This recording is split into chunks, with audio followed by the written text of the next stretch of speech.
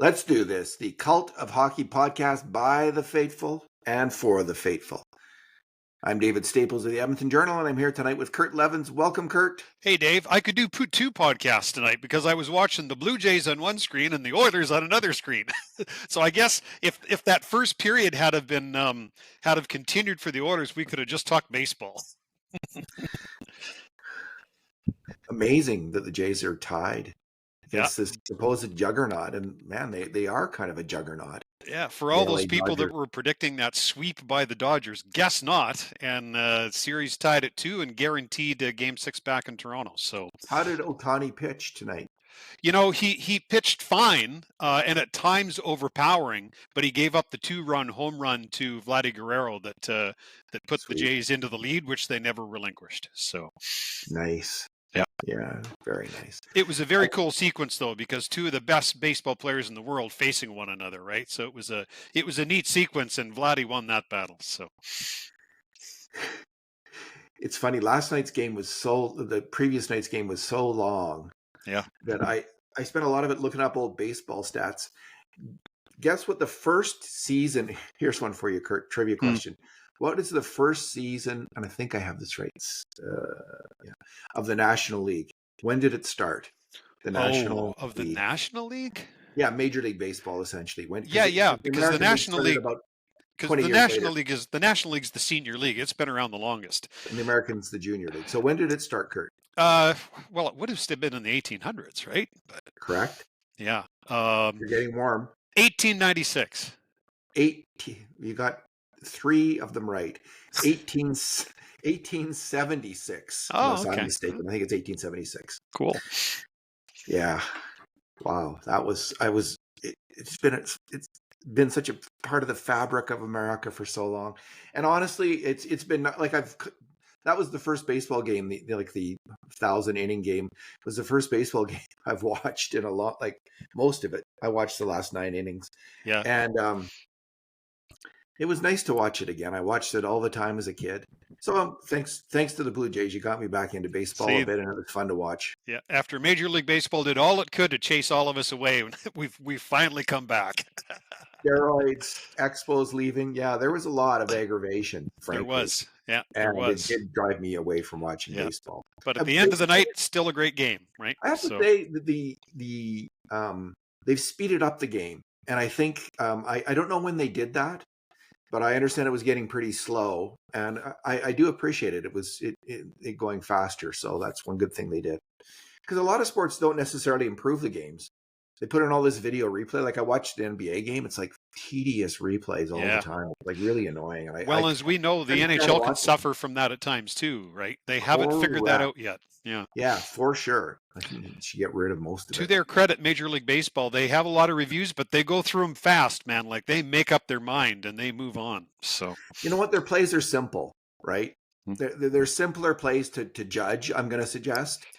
Because, the views are more... It's easier to see. There's not players crowded around like in a goal. Like there could be like 10 players in a goal. Yeah, crash. And you're safer. You're out, right? There is no gray. There is no gray area. Yeah, it's pretty fast, which is also good. All right, on to the Oilers.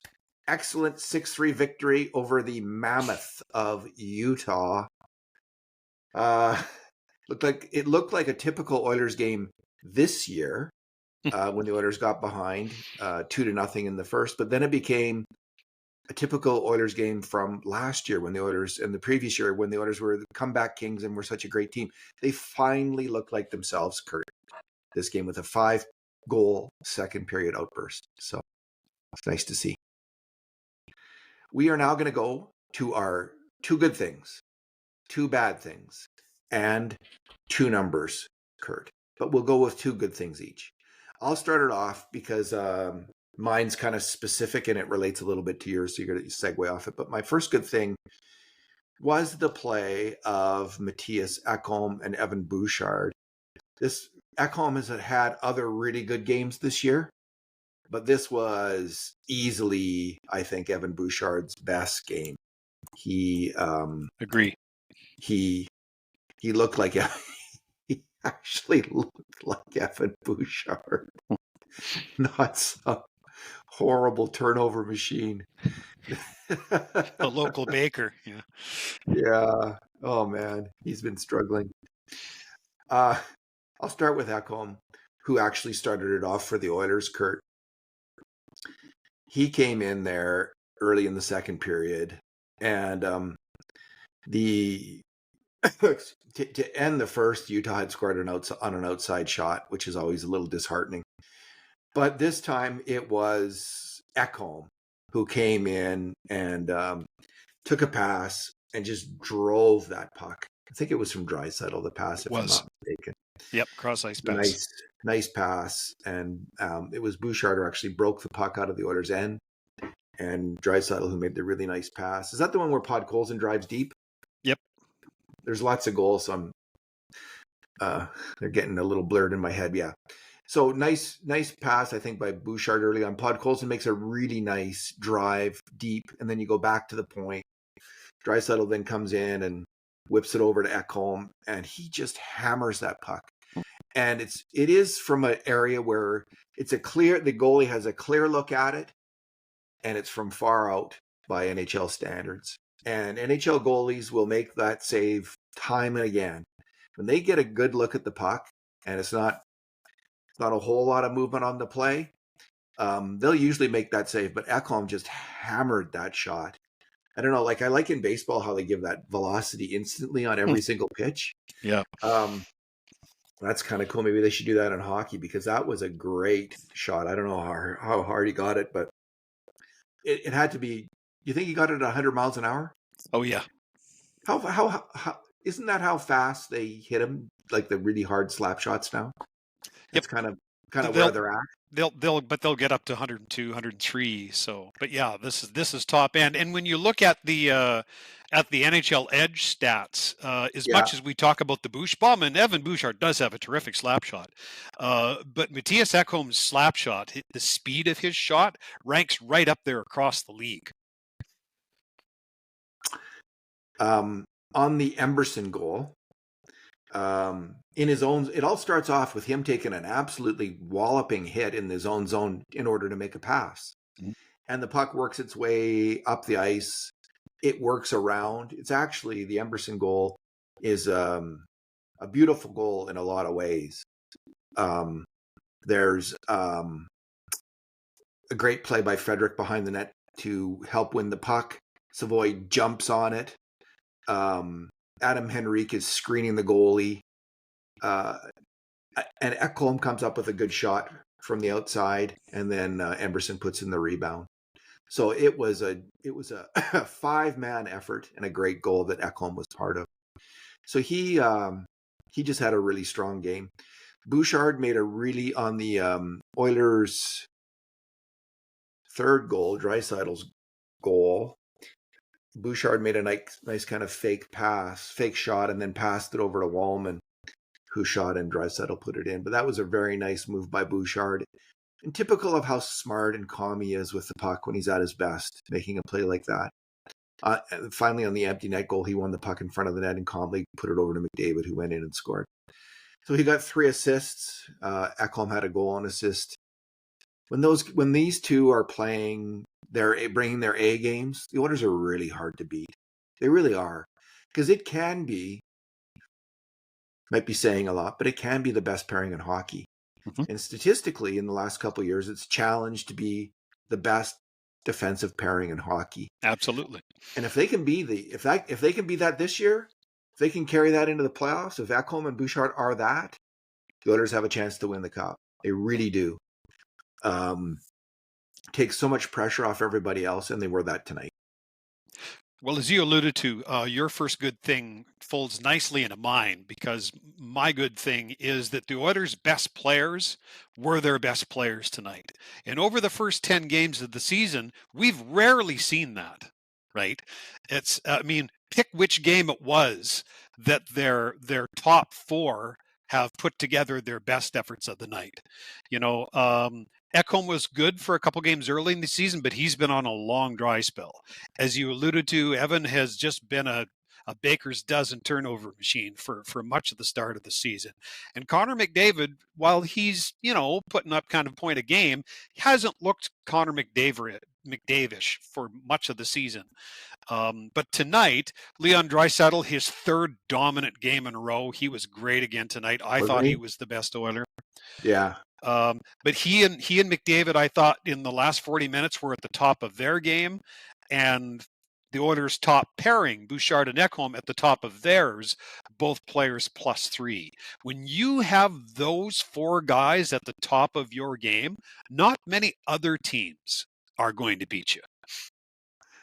I guess they didn't want to hear it again. Like they heard it when Larkin outplayed them and when Jack Hughes outplayed them. They didn't want to hear that Logan Cooley and Dylan Guenther came in here and outplayed them. Kurt, I'll tell you what, Dylan Guenther, he should be on Team Canada. He's a good player. That guy, since Brett Hull and Mike Bossy, he plays that game. He's constantly getting open for dangerous shots. He is a dangerous shooting hockey player and a really smart hockey player in terms of finding those holes in the offensive zone and getting off wicked shots. So they were lucky that he didn't score tonight. You were talking about the Draisaitl goal that Ekholm got the assist on. Yeah. I thought, tell me if you agree. I thought when they came out for the second period, I thought the Oilers looked pissed right off. and even after they scored that goal, there wasn't a great big happy celebration. That was kind of like, all right, that's one. Like they looked mad. And my sense was, and hey, hockey players can do this. I think they just set their jaw and said, all right, that's enough of this BS. And they just poured it to them. My favorite non-offense moment of the night was there was a turnover going into the Mammoth zone. Utah turned it around, started going the other direction, and John Marino had the puck in the neutral zone. And Leon Draisaitl was the first man back, came into the neutral zone and ran him right down like a damn freight train. Just took the puck, kind of snarled at him on the way by, and the Oilers went back up the ice again. And I thought to myself, Leon's pissed. And when he's angry in a good way, he is a load to handle. And over the final 40 minutes, I just thought he was dominant. I didn't notice the whole team being mad. Maybe they were, but I noticed Leon Draisaitl was playing mad. He was fired up. He was skating so hard, and he was hitting hard. He had a couple hits tonight where he just leveled players.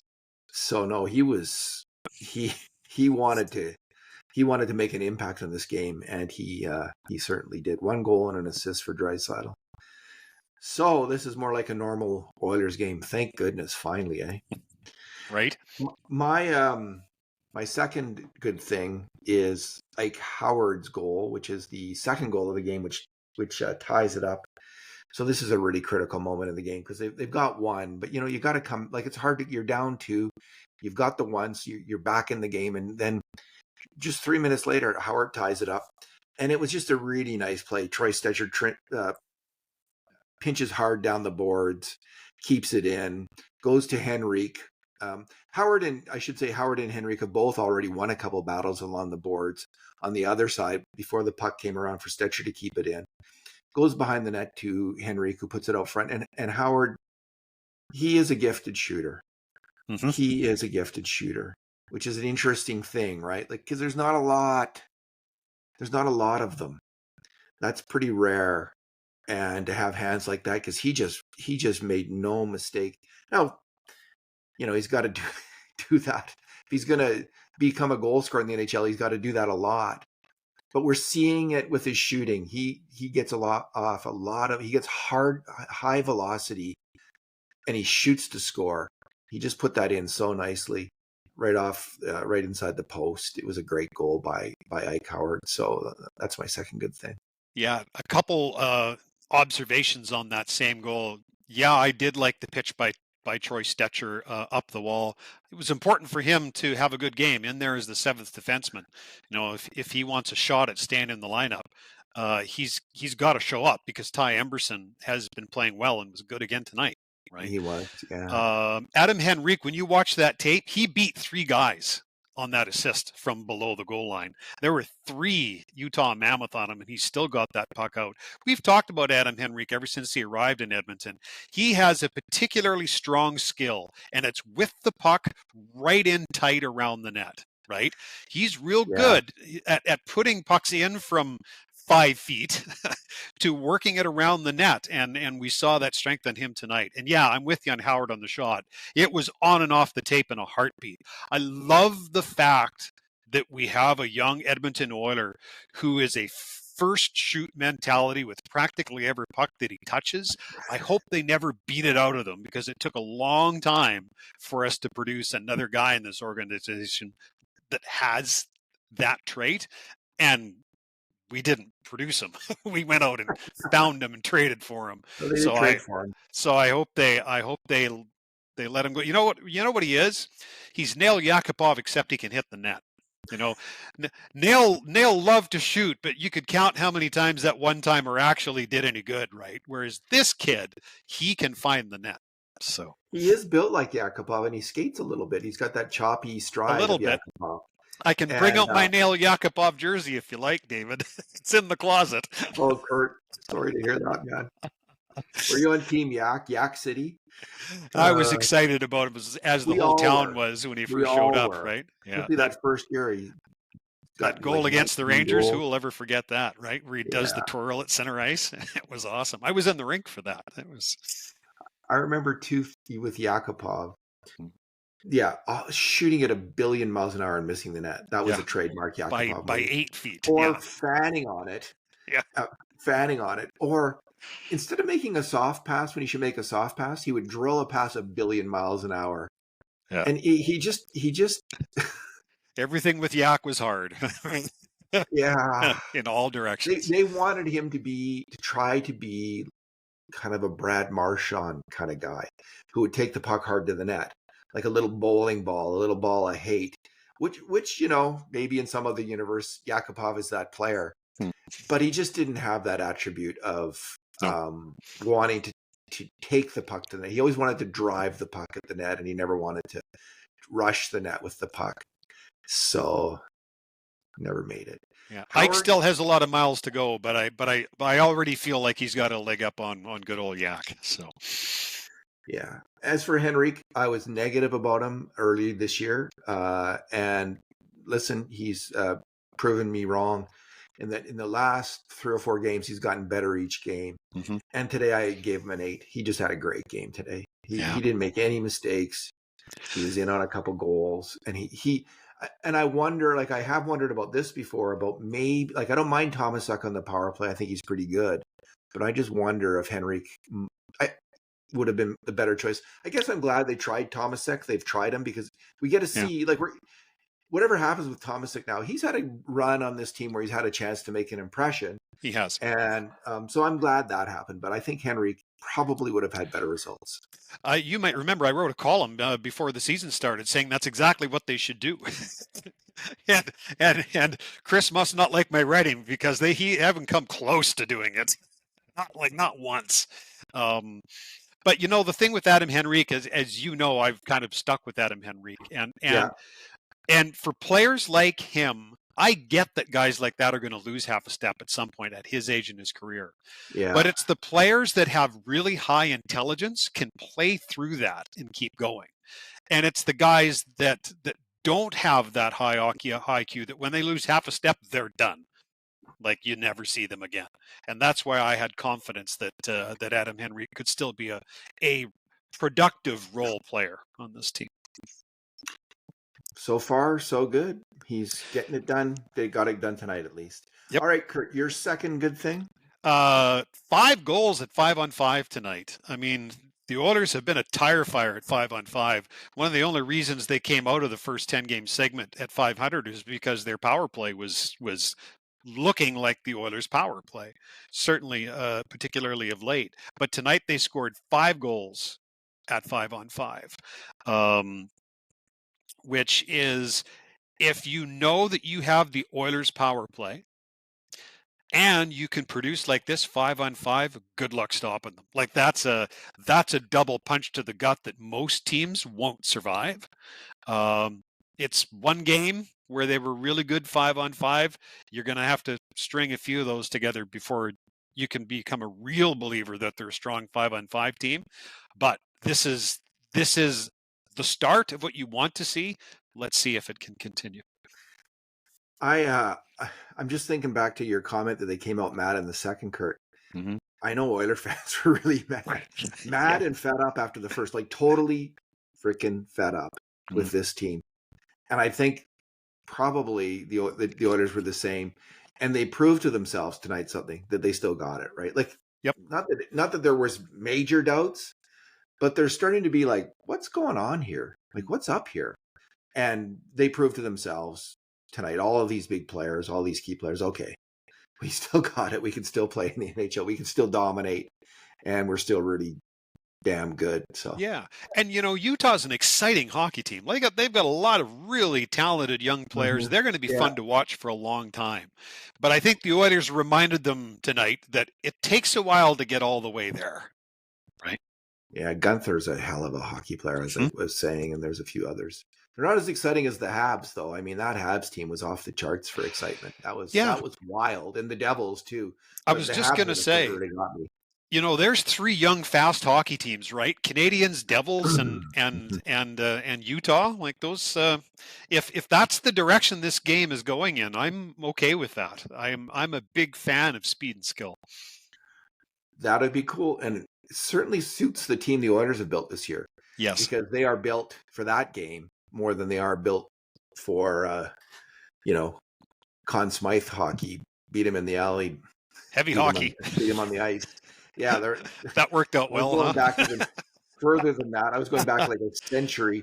All right, it actually is close to. It is a set. Like, when did Conn Smythe? Yeah, it's a century that he was a century ago that he was running the Leafs.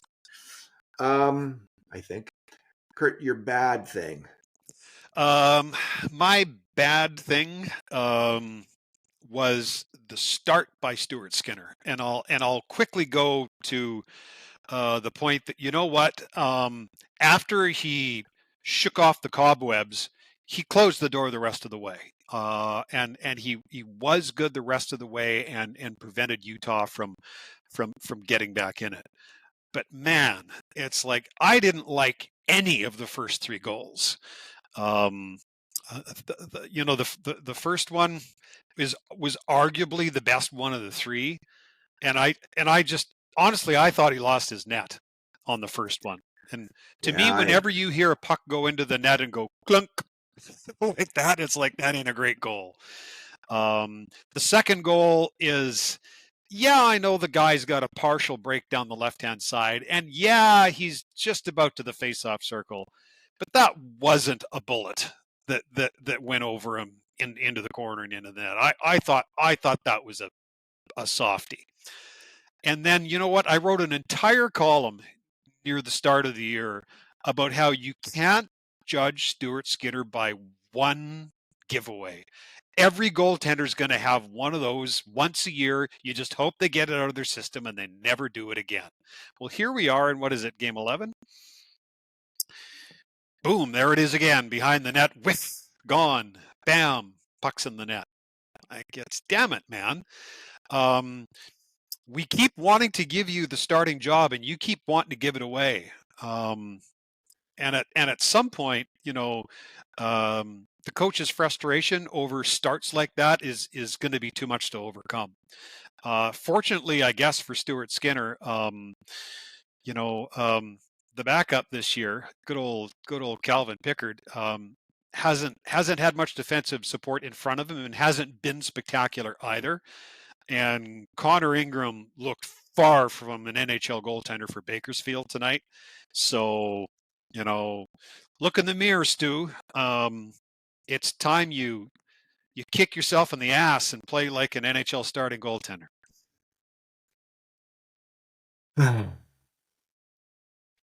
I gave him a 3, and I labored over that because I thought they won. They won 6-3.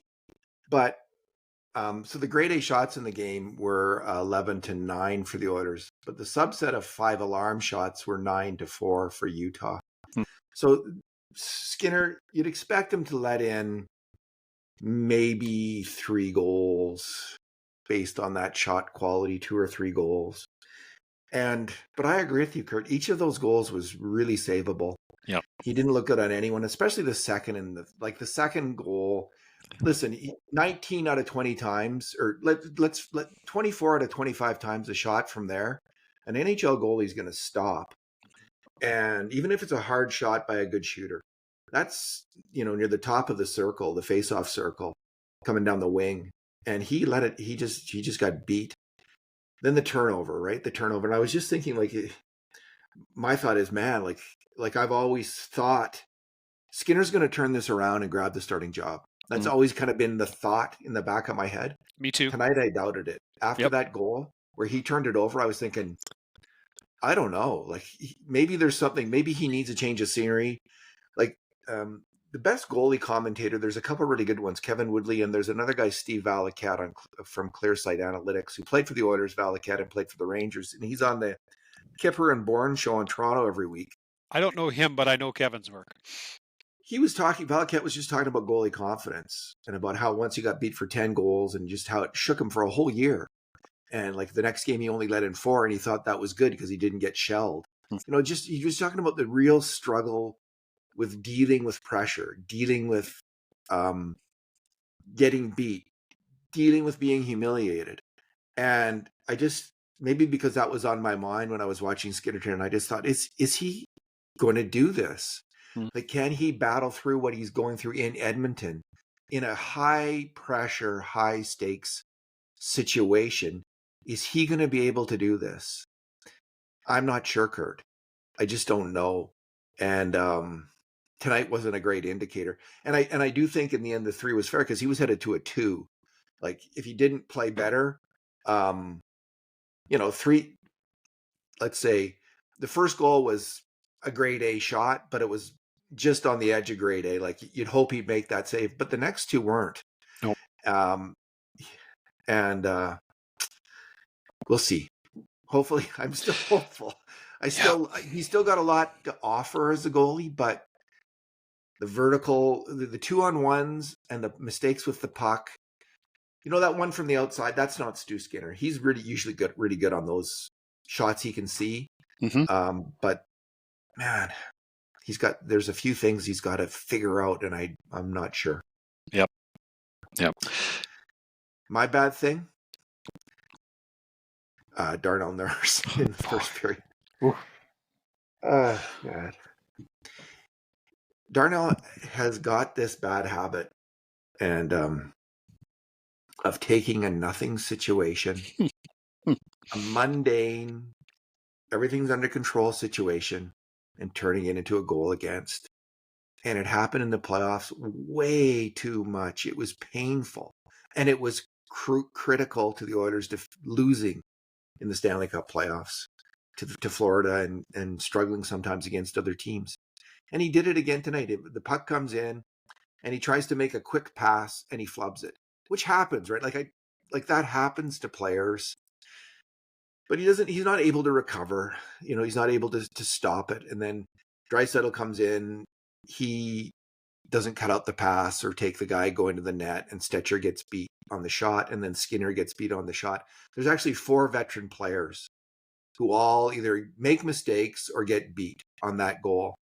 And for each and every one of them, it was completely unacceptable. But it all starts with Darnell making a flub pass. And then it happens again. It happens again 8 minutes later. This is a really tough one. But Bruce and I often puzzled over how does Nurse end up deflecting so many shots into his own net? Like, way more than anybody else. How does that happen? How do these things happen to Darnell Nurse? So he's going in. He's got a clear lane to the other end. There's a defenseman, and he makes the right play. Put it off the boards, and he's going to chase it. And there's no problem, but he hits the linesman, who is standing right there. He hits the linesman with the puck, and it bounces off the linesman. It rebounds, and the guy gets his rush up the ice and scores from the outside on Skinner. And I had a friend when I was growing up, Kurt. Great guy, but he always would do stupid things. He'd be at the River Valley. We'd all be drinking beer at the top of the River Valley. And one time he went and throw his beer bottle over the edge of the River Valley into the River Valley because we're teenagers and that's what dummies do. And he forgets to let go and he goes toppling over the. Oh, Lord. He's okay. I would bring up other ones, but they're like there was a constant litany of these like dumb stuff that would happen, and Darnell seems to be a little like snake bitten, and I don't know what it is. I'll just leave it there. Well, look, both were bad. I had a little bit more sympathy for him on the first goal because it was at least he was in the commission of making a play.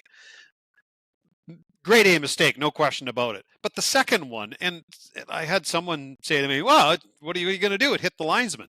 Well, try not hitting the linesman, for one. Yes. Like, there was this great big lane all the way down the ice. Evan Bouchard was so positive that Darnell Nurse was going to get that puck deep into the Utah zone that he went to change. And by the time the puck got turned around, Jake Wallman couldn't get back in time, and it was 2-0. Like, yeah, it was rough that it hit the linesman, but you know, you had the entire width of the arena to get it into the Utah zone. You know me, David. I'm a Darnell Nurse fan, but it's getting a little tiring defending all of these boneheaded mistakes that he makes. Like, come on, Darnell, you're better than this. I know what you mean, Kurt. Like I've defended his contract when he signed it. Last year I said he's having one of the best years an Oilers defenseman has ever had in the regular season. I stand by. He was really good. And I was thinking, finally he's going to bring it into the playoffs. He's going to do it. Yeah. He's going to be this really good defenseman, two-way defenseman in the playoffs. And then he just fell apart, and it's continued on into this season, and it continued on. So it's poor Darnell Nurse, right? This has got to be terrible and horrible. And but you know what? You're right. Like, he had the whole rink to shoot that puck in. He had one job, and he hit the ref. And I didn't give Bouchard a bad line change because Nurse. Nor would I. That play is simple to make. You count on your teammates to make simple plays, and you react off it in the NHL. You can't be waiting for them to make the good play and then react. No. You've got to read the play and go. And he made the right read. It's not his fault that Darnell Nurse could not get that deep. Oh boy. Kurt, what's your number? He could see all the way to Leduc, David, and he still didn't get it into their end. Good line. Yeah. All right, Kurt, what's your number? My number is 5, and you might say, wait a minute, you already talked about 5 and 5. This is a different 5. It's the 5 goals that the Oilers scored in the second period. That is the first time since 23-24 that the Oilers have scored 5 goals in a period. They did it right toward the end of the 23-24 season, and it was over a 9-2, I believe it was, victory over the San Jose Sharks. Was the last time the Oilers put up a 5 spot in 20 minutes of play. All right. That's the good news. The bad news, and this is segueing off. I was wondering at one point, like, how many mistakes has Nurse and all these other guys caused that have caused goals against? It was because I track that. Yeah. And so I went back and looked at the numbers. So in the course of a regular season, a defenseman who plays a lot of minutes, they'll let in between, let's say, 30 and they'll make mistakes, major mistakes on between about 35 and 50 goals against. Okay. About every other game then. Yeah, about every other game. If you're a good, even if you're a good defenseman, that's about it. Like, if you're a really good, it's going to be in the low 30s. And if you're having if you're more of a high event guy, it's going to be in the high 40s. If you get into the 50s, you got to be traded. So, so far this game, they've played 11 games, not all the defensemen, but Nurse has made 9 mistakes on goals against. Oh, wow. Bouchard's made 8 and Ekholm's made 8. So in terms of, I was talking about this last game, how I was so jittery when they had that lead because I just thought that they're not going to hold it because someone's going to make one of these mistakes. And this is why I've got a little PTSD about this now. Yeah. And I had it again tonight. Didn't happen tonight, thankfully, which is a really good signal. but that is a lot of mistakes. Oof. Like it's almost one a game on average. And hopefully they'll go through a long spell now of shutting down the opposition and not making mistakes on any goals against, so they can get that under control. That would be what I would like to see. Kurt, any final thoughts or? Yeah, a few quick hitters, just Go ahead. one line kind of on multiple players. I saw Kulak Emberson good again tonight. That pairing has been pretty steady. Jack Roslovic, I mean, he almost scored a goal there in the first period, just before Utah scored the 2-0 goal, where he took it right up the middle and rang it off the crossbar. The first few games, I was kind of wondering about him, but I thought, well, he hasn't had a training camp. Let's give him some time. He's found his feet and he's finding his hands. It'll be interesting to see what the next 10 games bring, because over the last 2 or 3 games, I thought he has been quite good. And Vasily Podkolzin, God love this guy. He just does not take a shift off. Watching him tonight, when you watch him play, you realize what we're missing when Zach Hyman is out of the lineup, because Zach Hyman never takes a shift off. Everything is hard work. Vasily Podkolzin doesn't have half of the skill that Zach Hyman does, but he does have the work ethic, right? He does have that same motor. And man, is it a pleasure to watch that kid play, because shift in and shift out, even if he doesn't have a good shift, it wasn't for a lack of effort. I could watch Vasily Podkolzin all night long. Whether he'll end up a top 6 or bottom 6 player, I'm not sure. But I'm glad he's on our side. For Matt Savoy to make it in the NHL, he's got to be a mini Podkolzin, mini Hyman. He's got to bring that game a bit more. Like he's been okay, but he's a little too quiet, and he's got to do that. That's his game, and I don't know if he knows it, but that is it. Same as Mangiapane. Right, if it, for him to help the Oilers, he's got to play that kind of game. These guys have got to be like Connor Garland, buzzing around, getting in people's faces, junkyard dogs, right? Never stopping. Yeah, and they're both, they both got to pick it up a bit. I'll just finish off with 2 other shout outs. Well, just one actually, because they're all that goal that McDavid, Nugent Hopkins, and Wallman scored was one of the prettiest goals. Yeah. We didn't even mention it, but it was such a great goal. I mean, Wallman, Nurse takes an outside shot. Wallman charges up and keeps it in with a stick play, a good play. And McDavid and Nuge work a 2-on-1 give and go play in the slot. And what beautiful passing! It was just, can't get enough of it. Yeah, no, I'm with you. There are two sorts of goals that we often see from the Oilers when they're at their best. One is the offensive zone dominating cycle, and you start to hear the Harlem Globetrotters theme in the background kind of shift, where they're just relentless and they eventually just break you down and score. Yeah. Then there's the other kind of goal when after the puck goes in, the opposition just kind of looks around and goes, "What just happened?" And that was that goal, because it was the exchange, the give and go between Nugent Hopkins and McDavid was lightning fast, man. Like just the wisp of an eyebrow, and that puck was off Nugent's stick onto Connors and in the net. What a thing of beauty.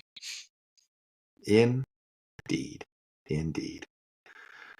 Just trying to find it here. Did I give Nurse credit for that outside shot? Because that did kind of kick off the play. I think I did in the end.